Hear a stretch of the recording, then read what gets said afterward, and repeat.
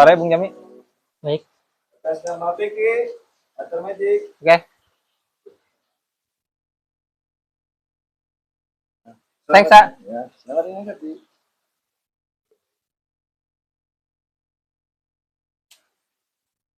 Bung Jami.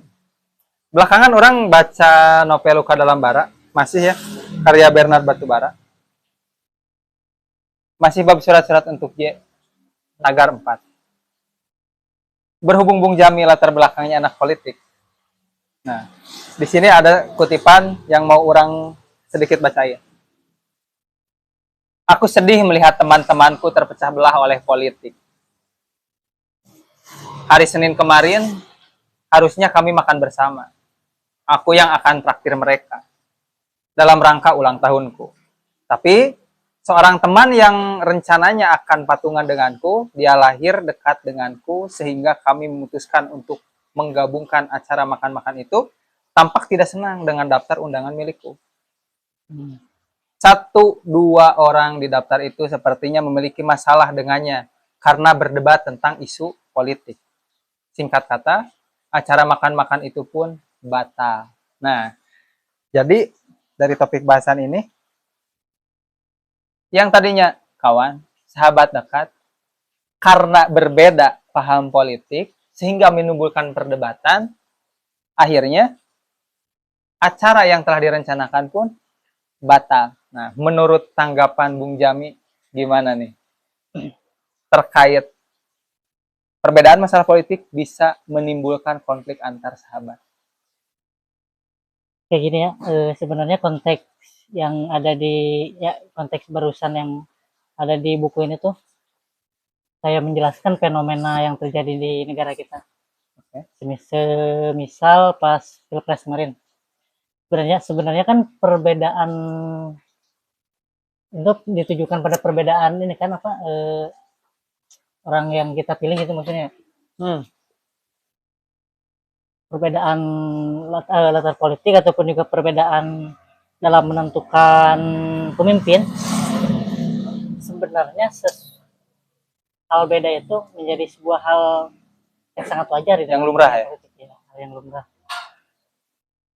Nah, tetapi apa yang kemudian melatar belakangi atau menjadi urgensi dengan berbedanya pandangan politik walaupun udah selesai kontestasi tersebut, kenapa dibawa sampai ke ranah persahabatan gitu, sampai ke kehidupan sehari-hari. Memang perbedaan pilihan itu kan hal yang wajar. Kemudian harus saling menghormati antara kita antara pemilih yang berbeda pilihan gitu.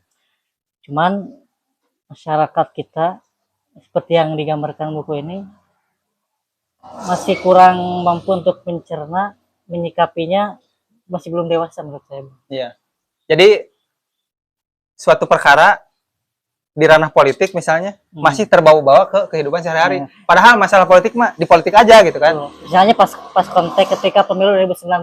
Ya. Ada tuh.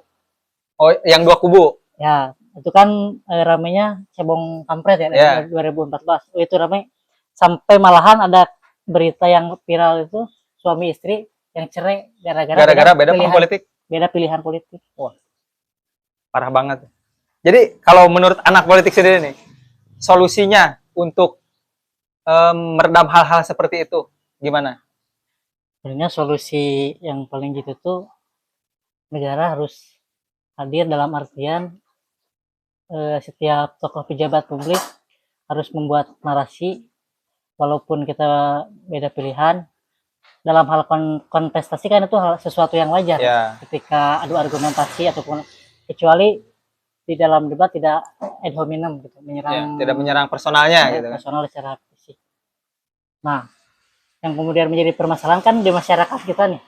Apa yang mereka konsumsi, terus juga short video dari TikTok, dari YouTube yang melatar belakangi perpecahan itu. Seperti di dalam Al-Qur'an, Al-Hujurat ayat 13, Allah Subhanahu wa taala berfirman yang artinya kami jadikan kalian berbangsa-bangsa, bersuku-suku, berbeda-beda. Tetapi dengan satu tujuan yaitu kalian saling hidup rukun. damai walaupun berbeda latar belakang. Oke. Nah, itu kan bisa diaplikasikan di dalam kehidupan kita sehari-hari, terutama dalam kehidupan berpolitik. Walaupun beda pilihan, hal yang wajar aja itu mah. Iya. Tapi dalam kehidupan sehari kita harus tetap damai, Bhinneka Tunggal Ika. Bhinneka Tunggal Ika. Oke. Bung Jami, terima kasih atas opininya. Semoga kita bertemu di opini-opini selanjutnya. Suara kita sangat berarti.